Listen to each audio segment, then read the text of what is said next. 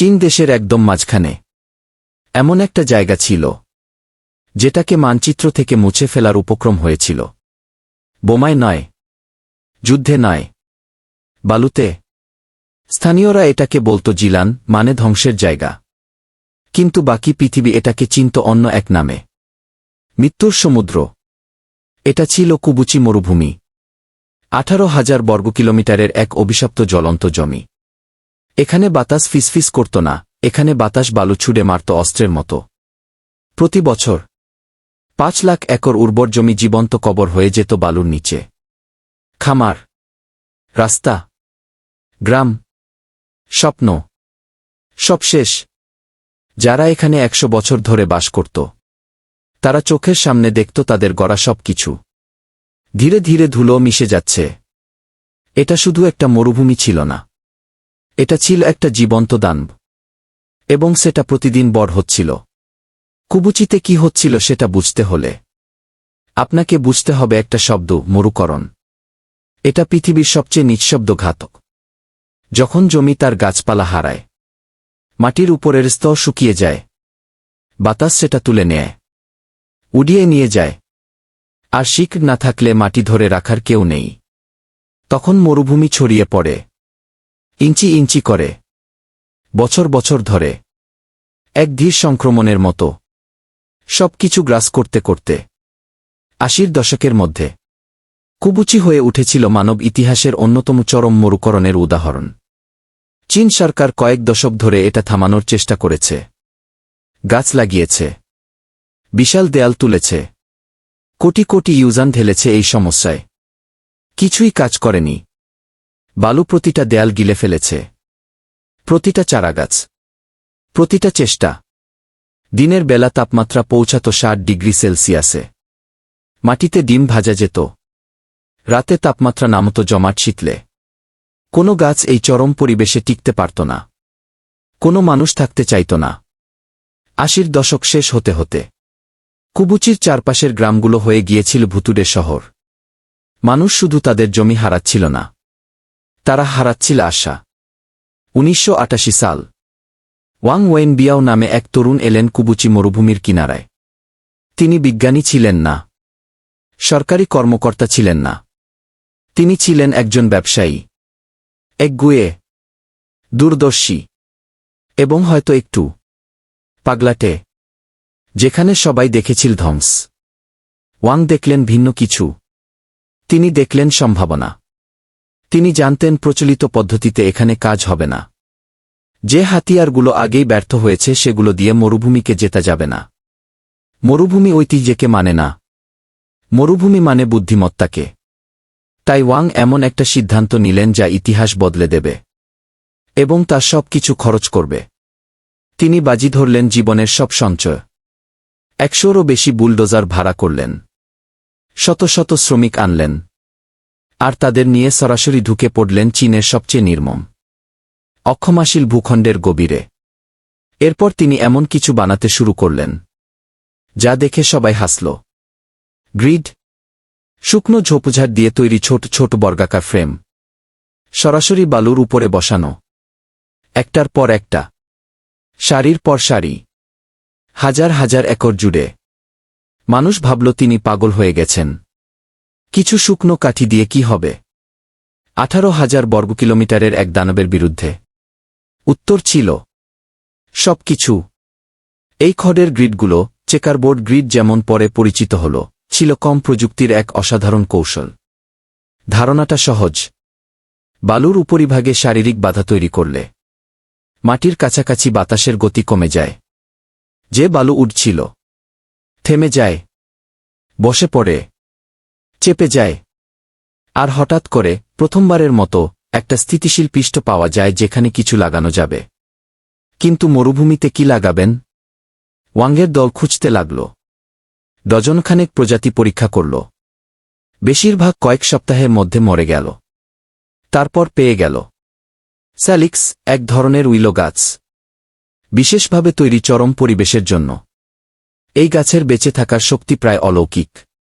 যখন উপরে 60 ডিগ্রিতে সব পুড়ছে, এর শিক 300 ফুট সোজা নিচে চলে যায় মাটির গভীরে। ভূগর্ভস্থ জলাধার থেকে পানি খুঁজে নেয়, যেখানে অন্য কোনো গাছ পৌঁছাতে পারে না। বৃষ্টি চায় না, উর্বর মাটি লাগে না, শুধু বাঁচতে অস্বীকার করে। কিন্তু সমস্যা ছিল, চারা অবস্থায় ছোট নাজুক, জীবনের শুরুতে এই উইলোগুলো তখনও দুর্বল। মরুভূমির বাতাস তাদের আঘাত করত, বালু তাদের চাপা দিত, অনেকেই শক্ত হওয়ার আগেই মরে যেত।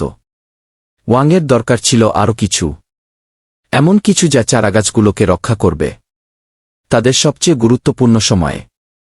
আর উত্তরটা এলো এমন এক জায়গা থেকে যা কেউ কল্পনাও করেনি। একটা খরগোশ, সাধারণ কোনো খরগোশ নয়, রেক্স ড্যাবিট। আমি জানি আপনি কি ভাবছেন, একটা খরগোশ মরুভূমি থামাবে? একটু থাকুন আমার সাথে। রেক্স ড্যাবিটের পশম এতটাই সূক্ষ্ম, এতটাই অবিশ্বাস্য নরম, যে ব্যবসায়ীরা এর নাম দিয়েছিলেন হোয়াইট গোল্ড, পৃথিবীর সবচেয়ে দামি পশম প্রাণীদের একটি। কিন্তু ওয়াং তাদের পশমের জন্য চাননি। তিনি চেয়েছিলেন তারা গাছের জন্য কি করে, সেটার জন্য যেটা কেউ বুঝতে পারেনি। সেটা হল, ছোট উইলো গাছ যখন বাড়তে থাকে, তারা পাশের ডাল পাঠায়, ছোট ছোট শাখা যা মূল কাণ্ড থেকে শক্তি চুরি করে। এই ডালগুলো না কাটলে গাছ ছড়িয়ে পড়ে আর দুর্বল হয়। শিকড় গভীরে যায় না, বালুতে নোঙর করতে পারে না। হাজার হাজার একর গাছের ডাল হাতে কাটা অসম্ভব, অর্থনৈতিক আর শারীরিকভাবে অসম্ভব। কিন্তু রেক্স ড্যাবিট উইলো গাছের কচি ডাল খেতে ভালোবাসে। তাদের লাগানো এলাকায় ছেড়ে দিলে তারা স্বাভাবিকভাবেই ছাঁটাই করে, পাশের ডাল কুড়ে কুড়ে খায়, গাছের সব শক্তি নিচের দিকে পাঠায়, শিকড়ের দিকে। কাণ্ড মোটা হয়, শিকড় গভীরে যায়, গাছ হয়ে ওঠে বালুর মধ্যে শক্তির এক স্তম্ভ। আর এটুকুতেই শেষ নয়, তাদের বর্জ্য হয়ে গেল সার। যে মাটিতে কোনো পুষ্টি ছিল না, সেখানে পুষ্টি যোগ করল। আর ঘাস খেতে খেতে তারা তাদের পশম আর পাকস্থলীর মাধ্যমে বীজ ছড়িয়ে দিল মাইলের পর মাইল জুড়ে। যে জমি দশকের পর দশক ধরে মরে পড়েছিল, কয়েক বছরের মধ্যে যেখানে শুধু ধুলো ছিল, সেখানে ঘাস। চলুন একটু থামি আর হজম করি যা ঘটে গেছে। একজন ব্যবসায়ী, কিছু খড়ের গ্রিড, একটা খরাসহিষ্ণু গাছ, আর একটা খরগোশ করে দিল যা চীন সরকার তার সব সম্পদ নিয়ে ৩০ বছরেও পারেনি। বালিয়াডিগুলো স্থির হচ্ছে, মাটির কাছের তাপমাত্রা কমছে, কারণ গাছ ছায়া দেয় আর আর্দ্রতা ধরে রাখে, যা মাইক্রোক্লাইমেট ঠান্ডা করে। পাখি ফিরে এলো, পোকামাকড় ফিরে এলো, আর পোকামাকড় ফিরলে পরাগায়ন হয়। পরাগায়ন হলে আরও গাছ জন্মায়, বাস্তুতন্ত্র আবার শ্বাস নিতে শুরু করল। কিন্তু ওয়াং থামেননি। তিনি বুঝলেন একটা গভীর সত্য, অর্থনৈতিক টেক্সিতা ছাড়া পরিবেশ প্রকল্প টেকে না। কুবুচির মানুষ যদি পুনরুদ্ধার করা জমি থেকে জীবিকা না পায়, তারা ছেড়ে চলে যাবে। আর মানুষের রক্ষণাবেক্ষণ না থাকলে মরুভূমি সব ফিরিয়ে নেবে। তাই তিনি এক অসাধারণ কাজ করলেন, মরুভূমিকে ব্যবসায় পরিণত করলেন। রেক্স ড্যাবিট শুধু পরিবেশের হাতিয়ার ছিল না, হয়ে উঠল অর্থনৈতিক ইঞ্জিন। তাদের পশম বিক্রি হল ইউরোপের বিলাসবহুল ফ্যাশন হাউসে, মাংস বিক্রি হল রেস্তোরাঁও, খামার প্রকল্প কাজ দিল হাজার হাজার স্থানীয় পরিবারকে, যাদের আগে কিছুই ছিল না। তারপর এলো সোলার প্যানেল।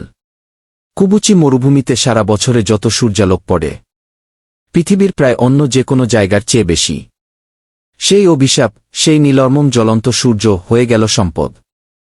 ওয়াংয়ের দল বানালো পৃথিবীর অন্যতম বড় সোলার ফার্ম, পুনরুদ্ধার করা মরুভূমির একদম মাঝখানে।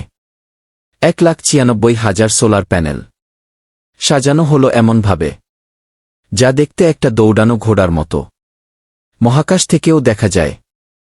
এই প্লান্ট বছরে ২.৩ বিলিয়ন কিলোওয়াট ঘণ্টা বিদ্যুৎ দেয়া। কিন্তু এখানেই আসল বুদ্ধিমত্তা, সোলার প্যানেল শুধু বিদ্যুৎ দেয় না, নিচের মাটিতে ছায়া দেয়, বাষ্পীভবন কমায়, মাটিতে আর্দ্রতা ধরে রাখে, ছায়ায় ঘাস ভালো জন্মায়। সেই ঘাস খায় খরগোশ আর ভেড়া। প্রাণীরা আরও সার দেয় মাটিতে। প্রযুক্তি আর প্রকৃতি একে অপরকে খাওয়াচ্ছে, এক নিখুঁত চিরস্থায়ী চক্রে। এটা শুধু পরিবেশ বিজ্ঞান ছিল না, এটা ছিল প্রতিভা। এটা ছিল এমন একটা ব্যবস্থা যেখানে প্রতিটা অংশ অন্য সব অংশকে সাহায্য করছে। খরগোশ সাহায্য করল গাছকে, গাছ সাহায্য করল মাটিকে, মাটি সাহায্য করল ঘাসকে, ঘাস সাহায্য করল প্রাণীদের, প্রাণীরা সাহায্য করল মানুষকে, আর মানুষ রক্ষা করল জমিকে। বারবার, চিরকাল। আজ সংখ্যাগুলো অবিশ্বাস্য। কুবুচি মরুভূমির ৬,০০০ বর্গ কিলোমিটার সম্পূর্ণ পুনরুদ্ধার হয়েছে। ৬,০০০। এটা পুরো ট্রিনিদাদ অ্যান্ড টোবাগো দেশের চেয়েও বড় এলাকা। মৃত বালু থেকে রূপান্তরিত হয়েছে জীবন্ত শাশ্বত বাস্তুতন্ত্রে। ৪ দশকেরও কম সময়ে ১ লাখেরও বেশি মানুষ দারিদ্র্য থেকে মুক্ত হয়েছে এই পুনরুদ্ধার প্রকল্পের তৈরি ব্যবসার মাধ্যমে। এই অঞ্চলের জীববৈচিত্র্য বিস্ফোরিত হয়েছে। ৫০০রও বেশি প্রজাতির উদ্ভিদ, ৭৯ প্রজাতির বন্যপ্রাণী আর ১৭২ প্রজাতির পাখি এখন বাস করছে এমন এলাকায় যেটা মানুষের স্মৃতিতে ছিল একটা মৃত অঞ্চল। আর সবচেয়ে অবাক করা বিষয়, এই অঞ্চলের তাপমাত্রা কমেছে, বার্ষিক বৃষ্টিপাত বেড়েছে, কারণ গাছপালা মাইক্রোক্লাইমেট বদলে দেয়, বাতাস থেকে আর্দ্রতা টেনে নেয়, বৃষ্টির জন্য পরিবেশ তৈরি করে যা আগে ছিল না। মরুভূমি শুধু বাড়া থামায়নি, সংকুচিত হতে শুরু করেছে। এটা একটু মাথায় ঢুকতে দিন। একটা মরুভূমি যেটা প্রতি বছর ৫ লাখ একর গ্রাস করছিল, সংকুচিত হতে শুরু করেছে একজন মানুষের কারণে, কিছু খড়ের কারণে, একটা গাছের কারণে, আর একটা খরগোশের কারণে। জাতিসংঘ নজর দিল ২০১৭ সালে। কুবুচি মরুভূমি পৃথিবীতে মাত্র দ্বিতীয় স্থান হল, যেটা ইউএন ইকোসিস্টেম রেস্টোরেশন ফ্ল্যাগশিপ মনোনীত হল। আন্তর্জাতিক বিজ্ঞানী, নীতি নির্ধারক আর পরিবেশ প্রকৌশলীরা ১০০রও বেশি দেশ থেকে এসেছেন সফলতার গল্প পড়তে নয়, একটা ব্লুপ্রিন্ট কপি করতে। কুবুচি মডেল এখন প্রয়োগ হচ্ছে আফ্রিকার মরুভূমিতে, মধ্যপ্রাচ্যে, মধ্য এশিয়ায়। কারণ ওয়াং ওয়েনবিয়াও কুবুচিতে যা প্রমাণ করেছেন, শুধু এই মরুভূমি বাঁচানো যায় সেটা নয়, তিনি প্রমাণ করেছেন যে কোনো মরুভূমি বাঁচানো যায় যদি আপনি ভিন্নভাবে ভাবতে রাজি থাকেন, পুরোপুরি প্রতিশ্রুতিবদ্ধ হন, আর অসম্ভব শব্দটা মানতে অস্বীকার করেন। সেই মুহূর্তটার কথা ভাবুন ১৯৮৮ সালে, যখন ওয়াং দাঁড়িয়েছিলেন সেই জ্বলন্ত ধ্বংসস্তূপের কিনারায়। তখনও কোনো টাকা খরচ হয়নি, কিছু কাজ করবে এমন কোনো প্রমাণ নেই। চারপাশের সব বিশেষজ্ঞ বলছে এটা বৃথা, এটা আগে কখনো হয়নি, তুমি ব্যর্থ হবে। আর তিনি তাকালেন ১৮,০০০ বর্গকিলোমিটার মৃত্যুর দিকে, আর শুরু করতে বেছে নিলেন। সব উত্তর জানতেন বলে নয়, সফলতা নিশ্চিত ছিল বলে নয়, কিন্তু তিনি বিশ্বাস করতেন যে শুরু করাটাই তার জন্য দরকার ছিল, বাকিটা এমনিই হবে। এখানে একটা শিক্ষা আছে যা পরিবেশবিদ্যার অনেক ওপরে। আমরা এমন এক যুগে বাস করছি যেখানে সমস্যাগুলো অনেক বড় মনে হয়। জলবায়ু পরিবর্তন, দারিদ্র্য, ক্ষয়িষ্ণু জমি, মৃতপ্রায় সমুদ্র। আর এই সমস্যাগুলোর বিশালতার দিকে তাকিয়ে অসাড হয়ে যাওয়া সহজ, কিন্তু কুবুচি প্রমাণ করে বিশালতা কোনো বাধা নয়, সঠিক ধারণা আর সঠিক প্রতিশ্রুতি থাকা মানুষের জন্য। ওয়াং পুরো মরুভূমি একসাথে ঠিক করার চেষ্টা করেননি, তিনি একটা গ্রিড ঠিক করলেন, তারপর আরেকটা, তারপর আরেকটা। তিনি নিখুঁত পরিকল্পনার জন্য অপেক্ষা করেননি। শুরু করলেন খড় আর ঝোপ দিয়ে, পৃথিবীর সবচেয়ে সাধারণ উপকরণ। একটা নাটকীয় সমাধান খোঁজেননি, তিনি বানালেন একটা ব্যবস্থা, আর সেই ব্যবস্থা বদলে দিল পৃথিবী। কুবুচি মরুভূমিকে মৃত্যুর সমুদ্র বলা হতো কারণে সেখানে কিছু জন্মানোর কথা ছিল না, কিছু বেঁচে থাকার কথা ছিল না, আর মানব ইতিহাসের বেশিরভাগ সময় কিছু ছিলও না। কিন্তু আজ যদি আপনি কুবুচির উপর দিয়ে বিমানে উড়ে যান, আপনি এমন কিছু দেখবেন যা আপনার শ্বাস থামিয়ে দেবে। সবুজ, মাইলের পর মাইল সবুজ। যেখানে ছিল শুধু বালু সেখানে এখন বন। একটা নদী পুনরুদ্ধার হয়েছে, প্রাণীরা ছুটে বেড়াচ্ছে সেই জমিতে যা দশকের পর দশক নিঃশব্দ ছিল। শিশুরা বড় হচ্ছে এমন জায়গায় যেটা তাদের দাদাদাদিরা ছেড়ে গিয়েছিলেন। একজন মানুষ, একটা ধারণা, একটা খরগোশ, আর শুরু করার সাহস। ইতিহাস তাদের মনে রাখে না যারা সঠিক মুহূর্তের জন্য অপেক্ষা করে। ইতিহাস মনে রাখে তাদের, যারা মুহূর্তটাকে সঠিক করে নেয়। এটা সাইলেন্ট ইপোক ভল্ট, যেখানে আমরা সময়ের ধুলো সরিয়ে খুঁজে ফিরি ইতিহাসের শিক্ট।